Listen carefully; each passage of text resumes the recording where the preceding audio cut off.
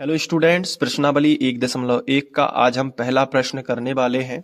सवाल दिया गया है कि निम्नलिखित संख्याओं को अभाज्य गुणनखंड के रूप में व्यक्त कीजिए। मतलब केवल गुणनखंड निकाल के छोड़ देना है। ये सवाल बहुत ही सरल है, बहुत अच्छे से करना है। बस इतना ध्यान रखना कि कई जो इसमें सवाल दिए गए हैं उनके गुणनखंड आपको थोड़ा ज्यादा ध्यान देने हैं, क्योंकि वही एग्जाम में आ सकते हैं, किसी भी ऑब्जेक्टिव में आ सकते हैं। तो चलिए पहला सवाल ले लेते हैं। पहला सवाल है 140।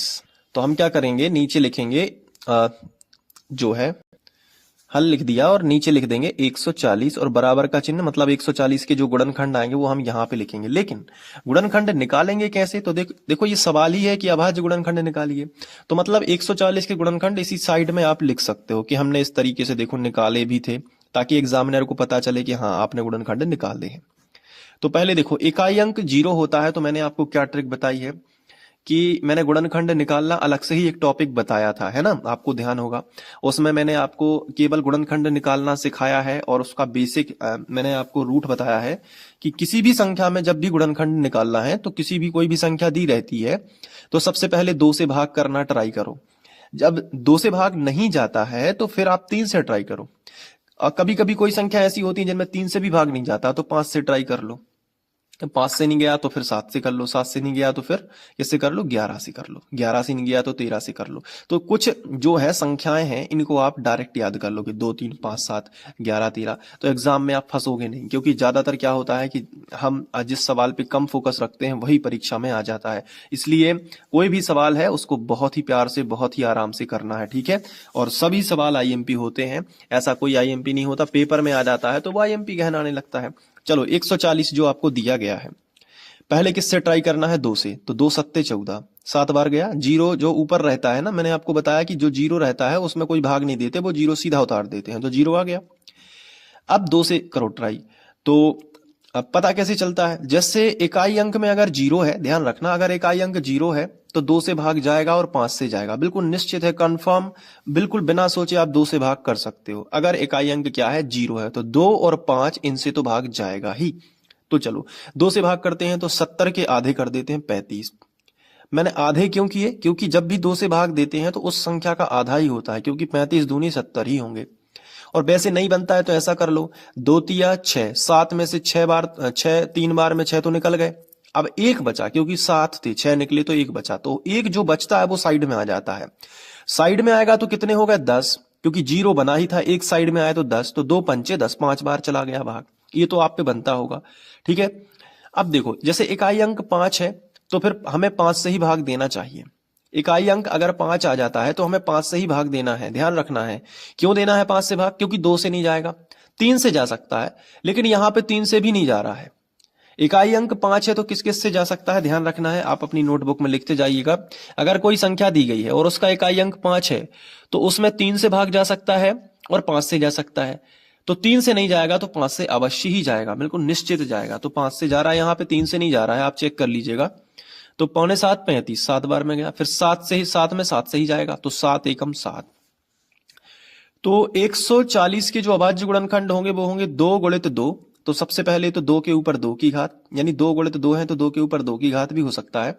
और 5 गुणित 7, सिंगल सिंगल है तो 5 और गुणित 7 हम इसको लिख देंगे, और यही 140 के जो है आपके अभाज्य गुणनखंड आ जाएंगे। बोलो समझ में आया? ठीक है, समझ में आया है तो अभी वीडियो को लाइक करिएगा, ठीक है। अब 156 है, 156 है तो कैसे करोगे? एक बार वीडियो को पॉज कर लो, खुद से भी कुछ प्रैक्टिस करना है, रखा रखाया मिल रहा है तो ऐसा ना हो कि आप बाद में भूल जाओ। तो 156 का वीडियो को पॉज करो, ट्राई करो स्पीड में। अगर आप पूरे तरीके से ईमानदार हो तो वीडियो को पॉज करके ट्राई करो जरा। चलिए अब मैं मान के चल रहा हूं कि आपने निकाला है, ठीक है। तो 156 को थोड़ा सा करेंगे अपन। 156 यहां पे लिखा। अब चूंकि अभाज्य गुणनखंड निकालना है तो 156 साइड में लिख लिया। इसके बाद हम ट्राई करेंगे। देखो इकाई अंक अगर कोई सम संख्या है तो 2 से भाग जाएगा, मैंने गुणनखंड निकालना सिखाया है आपको, उसमें बताया था। अगर इकाई अंक कोई सम संख्या है, जैसे 2 4 6 8, सम संख्या समझते हो ना, जिसमें 2 का भाग पूरी पूरी बार जाता है। अगर इकाई अंक कोई सम संख्या है, ध्यान रखना, अगर इकाई अंक कोई सम संख्या है तो 2 से भाग जाएगा ही जाएगा, ध्यान रखना।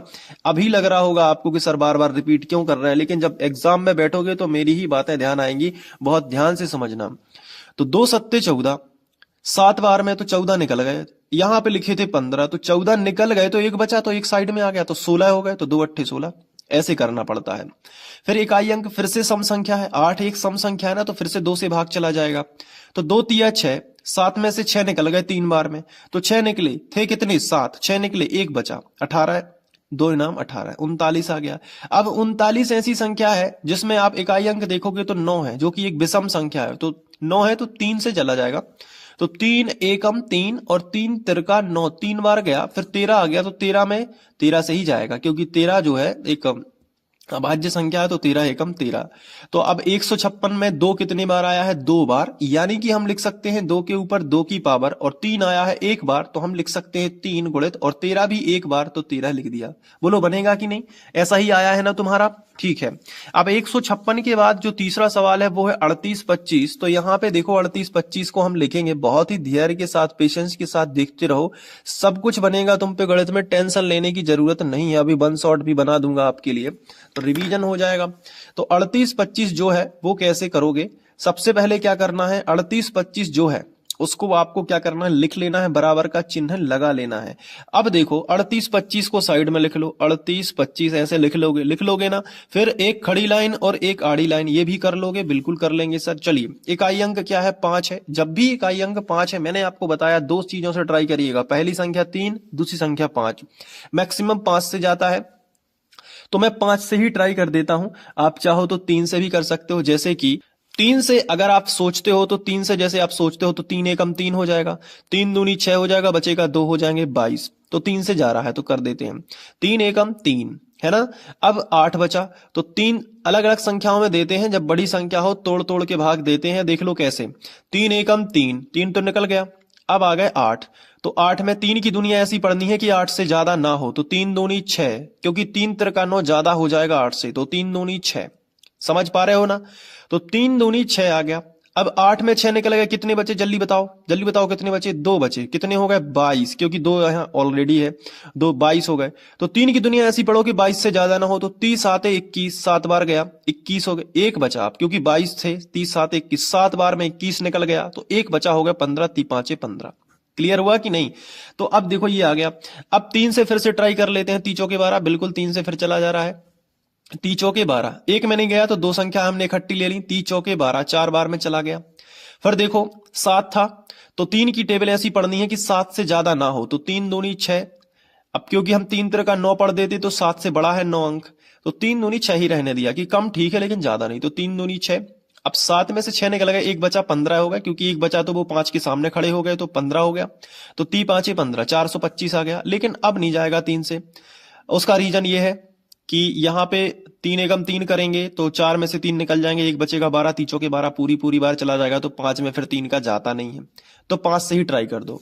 तो 5 अट्ठे 40, 8 बार गया, बचे 2, 5 अट्ठे 40, समझ में आ रहा है कि नहीं? 5 अट्ठे 40, 40 निकल गए, 42 थे, 40 निकल गए, तो कितने बचे? 2 बचे, हो गए कितने? 25 हो गए, तो फिर 5 25, ये 5 बार चला गया। फिर से समझ लो, 5 अट्ठे 40, 42 में से 40 निकल गए 8 बार में, तो कितने बचे? 2, अब 2 लिखे तो 5 के सामने आ जाएंगे, तो 25 हो जाएंगे, तो 5 25। अब फिर से 5 से दे दो, 5 की टेबल पहले 8 में पढ़ो, 8 से ज्यादा ना हो, 5 एकम 5, 5 दूनी 10, 8 से ज्यादा हो जाते हैं, तो 5 एकम 5 ही रहने दो। अब 8 में से 5 निकल गए, तो कितने बचे? 3 हो गए 35, तो 6.75, 35 7 बार में चला गया। 17 एक अभाज्य संख्या है, तो 17 एकम 17 ही रहने दो। तो 38-25 को क्या लिख सकते हो कि 3 है 2 बार, तो 3 के ऊपर 2 की घात, 5 है 2 बार, तो 5 के ऊपर 2 की घात, फिर 17 है 1 बार, तो 17। तो 38-25 के जो अभाज्य गुणनखंड है बेटा वो आएंगे 3 के ऊपर 2 की घात, 5 के ऊपर 2 की घात गुणित 17। बोलो समझ में आया कि नहीं? तो ये जो 3 सवाल हैं मैंने आपको करवाए, और तीनों सवालों में आपको बहुत, अब चौथा सवाल जो है उसको भी देख लो एक बार। 5005 है, इसको आपको वीडियो को पॉज करके करना है, अगर नहीं बनता है तो ही देखना है। चलिए मैं अब करवा देता हूं। तो देखो ये 5005 है, थोड़ा सा कठिन है लेकिन इतना भी कठिन नहीं है कि आप पे ना बने। सबसे पहले क्या करना है, 5005 बराबर इसके अभाज्य गुणनखंड यहां साइड में निकाल देते हैं। तो 5005 इकाई अंक, देखो मैंने बताया था कि जब इकाई अंक 5 है तो या तो 3 से भाग जाएगा या फिर 5 से जाएगा, लेकिन इसमें 3 का नहीं जा रहा है, आप ट्राई कर सकते हो, 5 का चला जाएगा। देखो 5 एकम 5, मैंने बोला था ना 0 है तो वो 0 ज्यों के त्यों उतरते हैं, तो 2 0 थे तो 2 0 हमने नीचे लिख दिए, फिर 5 का भाग 5 में गया 1 बार। अब 1001 बहुत ही कॉम्प्लिकेटेड संख्या, यहां पे बच्चे फंस जाते हैं कि अब किससे चला जाएगा, बहुत ही दिक्कत हो गई। तो यहां पे कुछ चीजें होती हैं जो एग्जाम टाइम में आपको ध्यान रखनी होती हैं, इसलिए बोलते हैं बार बार रिवीजन करना है, क्योंकि आप समझ के आधार पे कितना भी पढ़ लो लेकिन कुछ चीजों के बारे में पता होना ही चाहिए। जैसे ये संख्या 1001 है, अगर ये आ जाएगी और आपने ढंग से नहीं पढ़ाई की तो यहां फंस जाओगे। यहां जाता है भाग 7 से, याद रखना किससे जाएगा, 7 से सीधा, ना 2 से जाएगा, ना 3 से जाएगा, ना 5 से जाएगा। इसलिए मैंने रूल बताया कि पहले 2 से ट्राई कर लेना। इसमें आप 2 से ट्राई करोगे, नहीं जाएगा तो आप कहोगे चलो 3 से कर लेते हैं। आप इस संख्या में 3 से ट्राई करोगे फिर भी नहीं जाएगा, आप इस संख्या में 5 से ट्राई करोगे फिर भी नहीं जाएगा, फिर आप आ जाओगे 7 पे। तो मेरा बताया हुआ रूल आपको यहां पे हेल्प कर जाएगा। तो फिर 7 से ट्राई करोगे तो 7 10, पहले 10 ले लो, 7 एकम 7, ठीक है, कितने बचे, 3 हो गए, 30। फिर 7 की टेबल ऐसी पढ़ो कि वो 30 से ज्यादा ना हो, क्योंकि यहां पे 7 एकम 7 हो गया तो 7 10 में से 7 निकल जाएंगे एक बार में। कितने बचेंगे बताओ, आप खुद बताओ, 10 में से 7 निकल गए, कितने बचे, 3 बचे ना, तो हो गए कितने, 30। अब 7 की टेबल ऐसी पढ़ना है कि 30 से ज्यादा ना हो पाए। 7 चौके 28। अब 28, 30 में से 28 निकल गए, आप बताओ खुद कितने बचे, आप खुद बताओ, 30 में से 28 निकल गए, कितने बचे, 2 बचे ना, तो हो जाएंगे 21। 7 तिया 21, 143 है। 143 में अब 7 से भी नहीं जाएगा, है ना। पूरी संख्याओं से ट्राई करोगे, ना 2 से जाएगा, ना 3 से जाएगा, ना 5 से जाएगा, ना 7 से जाएगा, ना 7 से जाएगा। अब इसके बाद अगली संख्या मैंने आपको क्या बताई थी, 11, इसमें जाएगा 11 से भाग। देखो कैसे, पहले संख्या ले लो 14, तो 11 की दुनिया ऐसी पढ़नी है कि 14 से ज्यादा ना हो, तो भाई एक बार ही पढ़ेंगे, 11 एकम 11। अब कितने बचे बताओ, तो 14 थे, 11 निकल गए तो 3 बचे ना, तो हो गए 33, तो 11 तिया 33। अब 13 एक ऐसी संख्या है जिसमें 13 से ही भाग जाएगा। तो है ना कॉम्प्लिकेटेड, थोड़ा सा कठिन लगा है, लेकिन अगर आप इसकी 2 से 3 बार प्रैक्टिस कर लोगे तो याद ही हो जाएगा पूरा, इसके अभाज्य गुणनखंड याद हो जाएंगे, कोई टेंशन लेने की ज्यादा बात नहीं है। चलो तो इन सभी को लिख लो। तो 5005 के अभाज्य गुणनखंड आएंगे 5 गुणित 7 गुणित 11 गुणित 13। तो इस हिसाब से कोई भी संख्या रिपीट नहीं हो रही है, तो 5000 ऐसे ही लिखेंगे, 5005 की गुणनखंड ये है। अब एक और संख्या है बहुत ही खतरनाक वाली, उसको करके आप देखोगे क्या है वो, 7429। मैं लिख देता हूं यहां पे 7429। ये जो संख्या है ये इससे भी खतरनाक है और ये ही एग्जाम में पूछे जा सकते हैं।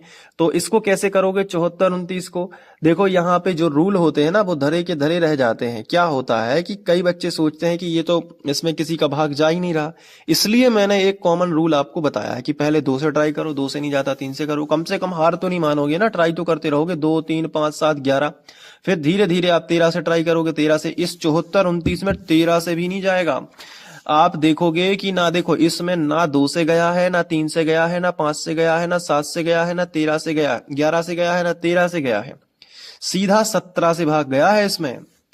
तो यही तो मैं आपको बता रहा हूं ना कि ट्राई करोगे एग्जाम में, ऐसा तो नहीं होगा ना कि छोड़ के आ जाओगे कि मुझसे नहीं बन रहा, आप ट्राई करते जाओगे, कहीं ना कहीं तो फंसी जाएगी संख्या। तो यहाँ 17 पे फंसी है। ऊपर वाला सवाल देखो कितने पे फंसा था, ऊपर वाला सवाल यहाँ पे 7 पे फंस गया था।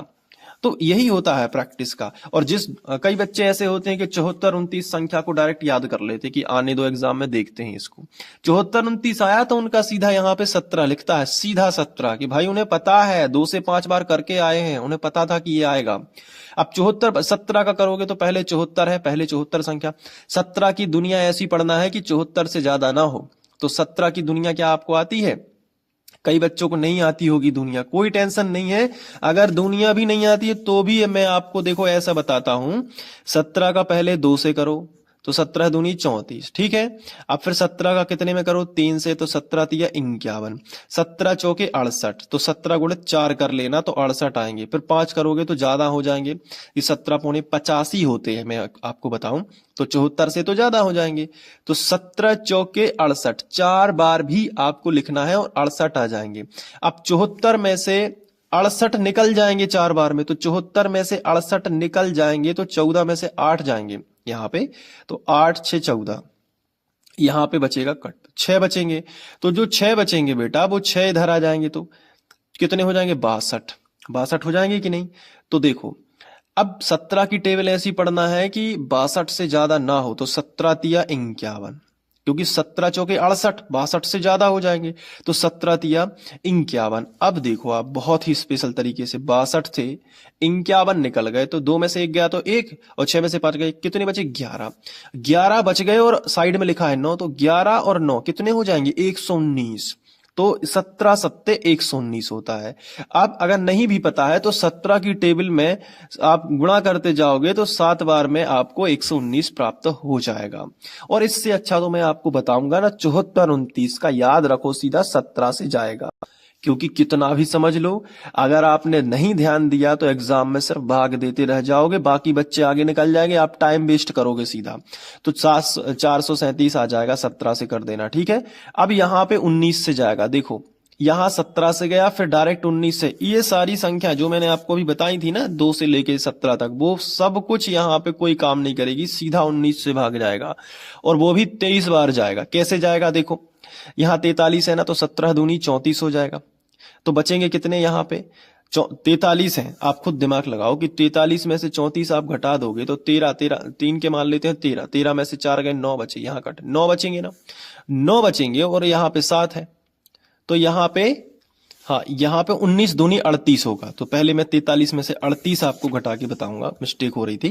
तो देखो 43 जो है उसमें से मैं 38 आपको घटा के बता देता हूँ। 19 दूनी 38 होगा, क्योंकि तो 3 में से 3 के मान लेते हैं 13, 13 में से 8 जाएंगे तो कितने बच जाएंगे? 5 बचेंगे, है ना। और ये कटपिट हो जाएगा, तो 5 और 5, और ये साइड में लिखा है 7, तो 19 तिया 57 हो जाएगा। फिर तो 23 बार में जाएगा, और 23 का फिर 23 में ही जाता है। बहुत ही कठिन है ये, लेकिन उतना सरल भी मैं कहूंगा, क्योंकि मगर अगर मैं आपकी जगह पे होता ना तो 74 29 का सीधा याद कर लेता, 17 19 23 सीधा, कोई टेंशन नहीं है। कोई नहीं कहेगा आपके कि इसमें समझना है, इसमें आपने रट लिया, कोई नहीं कहेगा। क्यों? क्योंकि संख्या ही ऐसी है भाई, रट लोगे तो आपका टाइम सेव होगा एग्जाम में। सीधी सी बात है, प्रैक्टिकल बनो, टेंशन लेने की जरूरत नहीं है। तो 74 29 का 17 19 और 23 जो है वो अभाज्य गुणनखंड होंगे। तो इस तरीके से प्रश्नावली 1.1 का प्रश्न क्रमांक 1 जो है वो समाप्त होता है। और इसमें मैंने आपको बताया कि अभाज्य गुणनखंड के रूप में हम कैसे व्यक्त कर सकते हैं। अब कई बच्चे कहेंगे कि सर हमें नोट करना है, तो नोट करना है नोटबुक में, तो मैं आपको एक एक करके दिखा देता हूं। पहले ये लिखिए, वीडियो को पॉज कर सकते हो आप, ठीक है। वीडियो को क्या कर सकते हो? पॉज। आगे देखो, ये लिखना, फिर इसके बाद ये लिखना है, इसके बाद यहां पे लिखना है, और फिर ये, ठीक है। और पीडीएफ नोट्स भी मैथ के बन रहे हैं, जैसे ही बन जाएंगे तो रिसेंट वीडियो चेक करते रहा करो, उसमें जो है मैं नोट्स की जानकारी दे दूंगा। तो अगर आप बनाना चाहते हो तो ठीक है, यहां से बना सकते हो, लेकिन नहीं बनाना चाहते हो तो मैथ्स की जो है पीडीएफ भी मैं आपको प्रोवाइड कराने वाला हूं जल्दी ही, तो वो भी मिल जाएगी। और बाकी सारे वीडियोस देखना चाहते हो तो नीचे डिस्क्रिप्शन या यहाँ पे एंड स्क्रीन दिख रही होगी, वहां पे देख के कंप्लीट कर सकते हो। Thank you.